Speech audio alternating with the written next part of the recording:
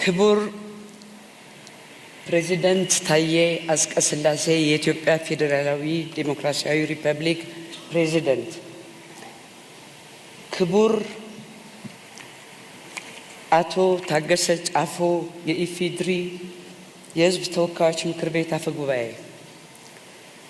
ክቡር አቶ አገኘሁ ተሻገር የፌዴሬሽን ምክር ቤት አፈ ጉባኤ፣ ክቡር አቶ ቴዎድሮስ ምህረት የጠቅላይ ፍርድ ቤት ፕሬዝዳንት፣ ክቡር አቶ ተመስገን ጥሩነህ የኢፌዴሪ ምክትል ጠቅላይ ሚኒስትር፣ ክቡር አቶ አዳም ፋራህ በምክትል ጠቅላይ ሚኒስትር ማዕረግ የብልጽግና ፓርቲ ምክትል ፕሬዝዳንት፣ ክቡር ዶክተር ሙላቱ ተሾመ የቀድሞ የኢፌዴሪ ፕሬዝዳንት፣ Your Excellency Uhuru Kenyatta, former President of Kenya, Your Excellency Olusegun Obasanjo, former President of Nigeria, Dr. Worቅነህ ገበየሁ የኢጋድ ዋና ጸሐፊ፣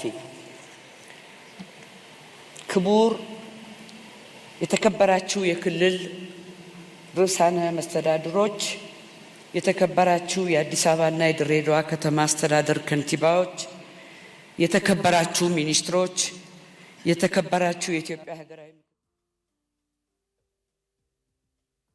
የተከበራችሁ አምባሳደሮችና ዲፕሎማቶች፣ የተከበራችሁ የኢትዮጵያ ሀገራዊ ምክክር ጉባኤ ተመካካሪዎች፣ ክቡራትና ክቡራን፣ በመጀመሪያ ይህንን ታሪካዊ ሀገራዊ እሴት ያለው ጉባኤ በስኬት አጠናቀን ለዚህ ታላቅ የምስራች ቀን በመብቃታችን ለመላው የኢትዮጵያ ሕዝብና በሂደቱ ውስጥ ንቁ ተሳትፎ ላደረጋችሁ በሙሉ እንኳን ደስ አላችሁ ለማለት እወዳለሁ።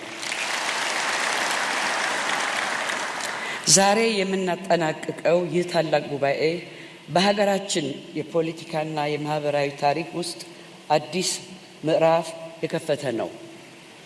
በሀገራችን የነበሩትንና ያሉትን ጥልቅ አለመግባባቶች፣ ታሪካዊ ስብራቶችና የሀሳብ ልዩነቶች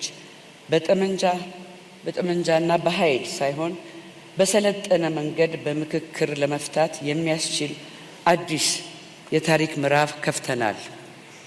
ይህ ሂደት የኢትዮጵያ ልጆች በመሰረታዊና ሀገራዊ ጉዳዮች ዙሪያ ለዘመናት ያጋጠሟቸውን ያለመግባባትና የሀሳብ ልዩነት ፈተናዎች በኃይል ወይንም በመገፋፋት ሳይሆን በምክክር፣ በመደማመጥ እና በጋራ ጥበብ ለመፍታት እንደሚችሉ በተግባር ያረጋገጡበት አዲስ የፖለቲካ ባህል ነው።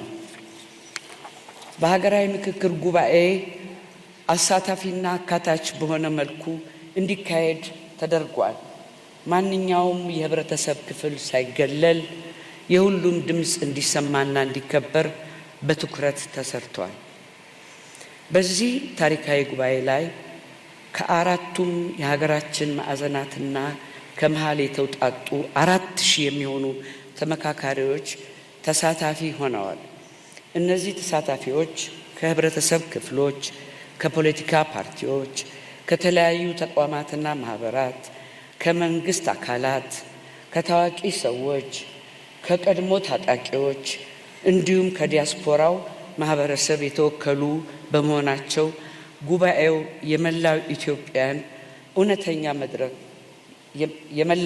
እውነተኛ መድረክ እንዲሆን አድርጎታል። የተከበራችሁ የጉባኤው ተሳታፊዎች፣ ክቡራትና ክቡራን፣ ከሐምሌ 8 ቀን ጀምሮ ነሐሴ 16 2018 ድረስ እየተጠናቀቀ ባለው የኢትዮጵያ ሀገራዊ ምክክር ጉባኤ ሀገራችንን ወደፊት ለማሻገርና ዘላቂ መፍትሄ ለማምጣት በሚያስችሉ በ8 ዋና ዋና አጀንዳዎች ላይ ሰፊና ጥልቅ ምክክሮች ተካሂደዋል። እነዚህ አጀንዳዎች የሀገራችንን መሰረታዊ ችግሮችን የዳሰሱና ለነገዋ ኢትዮጵያ መሰረት የሚጥሉ ናቸው። በዋናነትም በሀገር ግንባታ፣ በመንግስት አወቃቀርና ቅርጽ፣ በፌዴራል ከተሞች፣ በሃይማኖት ጉዳዮች፣ በተቋማት ግንባታ፣ በማህበራዊና ኢኮኖሚያዊ እንዲሁም የአርሶ አደሮችና አርብቶ አደሮች ጉዳዮች፣ በሰላም ግንባታ፣ በሙስናና መልካም አስተዳደር አጀንዳዎች ዙሪያ ሰፋፊ ምክክሮች ተደርገዋል።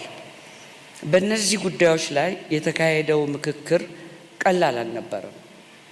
ልዩ ልዩ ሀሳቦች ተንጸባርቀዋል። የእይታ ልዩነቶች ተገልጸዋል። በአንዳንድ ጉዳዮችም ጥልቅ የሀሳብ ልዩነቶች ታይተዋል። ይሁን እንጂ የዚህ ጉባኤ ትልቁ ስኬት ሁላችንም በአንድ ሀሳብ መስማማታችን ብቻ ሳይሆን በሀሳብ ልዩነት ውስጥም ቢሆን እርስ በርስ መደማመጥ፣ መከባበር እና ለሀገራችን የተሻለ መፍትሄ በጋራ መፈለግ መቻላችን ነው። እነዚህን አጀንዳዎች መነሻ በማድረግ ኢትዮጵያን አሁን ካለችበት ፈተና አውጥተው ወደ ተሻለና አዲስ ምዕራፍ የሚያሻግሩ እጅግ የላቁና ጠቃሚ ምክር ሀሳቦች መፍለቅ ችለዋል። ለዚህ ታላቅ ስኬት የበቁት ተመካካሪዎች ላሳዩት ከፍተኛ ቁርጠኝነትና የሀገር ፍቅር ምስጋናችን ወሰን የለውም። ሙሉ አቅማችሁን፣ ጊዜያችሁን፣ እውቀታችሁን ለምክክሩ ሰጥታችሁ በኃላፊነት ተመካክራችኋል። ሀሳባችሁን በነፃነት ገልጻችኋል። የሌሎችንም ሀሳብ በትዕግስት አዳምጣችኋል። ከራሳችሁ አመለካከት በላይ የሀገርን የጋራ ጥቅም በማስቀደም ያሳያችሁት ኃላፊነት ለትውልድ የሚተላለፍ ትልቅ ምሳሌ ነው። ለዚህም ኢትዮጵያ ታመሰግናችኋለች። በእርግጥም ኢትዮጵያን ትላለች። ክብራትና ክብራን፣ በመጨረሻም ይህ ሀገራዊ ምክክር በዛሬው ዕለት ሲጠናቀቅ ትልቅ ውጤታችን የምክር ሀሳቦች ስብስብ ብቻ አይደለም።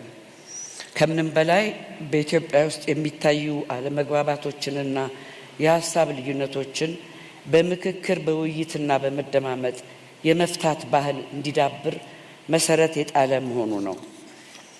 ከእንግዲህ ልዩነቶቻችን የመለያያ ሳይሆን የመበልጸጊያ፣ የመመካከሪያ አጀንዳዎችን የሚሆኑበት መንገድ አመላክቶናል።